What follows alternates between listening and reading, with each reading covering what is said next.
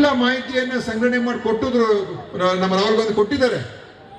ಆದ್ರೂ ಕೂಡ ಅದಕ್ಕೆ ಸ್ಪಷ್ಟ ಉತ್ತರ ಇವತ್ತವರೆಗೂ ಕೂಡ ಎಲೆಕ್ಷನ್ ಕಮಿಷನ್ ಕೊಡ್ತಾ ಇಲ್ಲ. ರಾಹುಲ್ ಗಾಂಧಿ ಅವರು ಹೇಳಿದ್ರು, ಇವತ್ತೇನು ಡಿಜಿಟಲ್ ಇನ್ಫಾರ್ಮೇಶನ್ ಇದೆ, ವೋಟರ್ ಲಿಸ್ಟ್ ಡಿಜಿಟಲ್ ಇನ್ಫಾರ್ಮೇಶನ್ ಅದು ಸುಲಭವಾಗಿ ನಮಗೆ ಸಿಕ್ಕುವಂತ ರೀತಿಯಾಗಿ ಮಾಡಿ ನಾವೆಲ್ಲ ಕರ್ನಾಟಕದ 224 ಕ್ಷೇತ್ರವನ್ನು ಕೂಡ ನಾವು ಮಾಡಿಸ್ತೀವಿ, ಇಡೀ ದೇಶವನ್ನು ಕೂಡ ಮಾಡಿಸ್ತೀವಿ. ಇಲ್ಲಿ ಹೋದ್ರೆ ಪ್ರತಿ ಕ್ಷೇತ್ರಕ್ಕೆ 8 ತಿಂಗಳು ಬೇಕು. ಅದಕ್ಕೆ ನಮಗೆ ಡಿಜಿಟಲ್ ಫಾರ್ಮ್ಯಾಟ್ ಕೊಡಿ ಅಂತ ಕೇಳಿದ್ರೆ ಅದು ಕೊಡೋಕೆ ತಯಾರಾಗಿಲ್ಲ. ಸೊ ನಾವು ಹೇಗೆ ಪತ್ತೆ ಹಚ್ಚಬೇಕು? ನಿಮ್ಮ ಉದಾಹರಣೆ ಕೊಡ್ತೀನಿ. ನಮ್ಮ ಕ್ಷೇತ್ರದಲ್ಲೂ ಕೂಡ ನಮ್ಮ ಚುನಾವಣೆ ಆದಮೇಲೆ ನಾವು ಒಂದು ಚಿಕ್ಕಪೇಟೆ ವಾರ್ಡ್ನಲ್ಲಿ ಇದೇ ಥರ ಮಾಡಿಸ್ದು. ಪ್ರತಿ ಮನೆಗೆಲ್ಲ ಹೋಗಿ ನಾವು ಚೆಕ್ ಮಾಡಿಸ್ದು.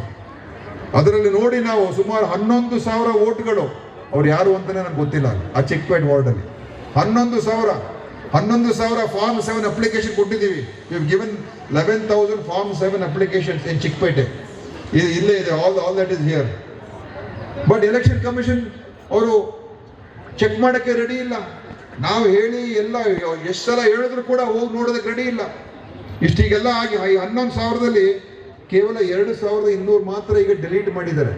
ಅವ್ರ ಮೇಲೆ ಪ್ರೆಷರ್ ಹಾಕಿ 2,200 ವೋಟ್ ಡಿಲೀಟ್ ಆಗಿದೆ. ಇನ್ನೂ 8,700 ವೋಟು ಡಿಲೀಟ್ ಆಗಬೇಕಾಗಿದೆ. ಅಂದರೆ ಎಷ್ಟು ಸಿಸ್ಟಮ್ಯಾಟಿಕ್ ಆಗಿ ಬಿಜೆಪಿಯವರು ಎಲ್ಲಿ ಅವರಿಗೆ ಅವರ ಸಂಘ ಪರಿವಾರ RSS ಬಿಜೆಪಿ ಎಲ್ಲ ಇದ್ದಾರೆ, ಅಲ್ಲಿ ಈ ತರ ಒಂದು ಮೋಸದ ಮುಖಾಂತರ ವೋಟರ್ ಲಿಸ್ಟ್ ಹೆಸರುಗಳು ಸೇರಿಸಿ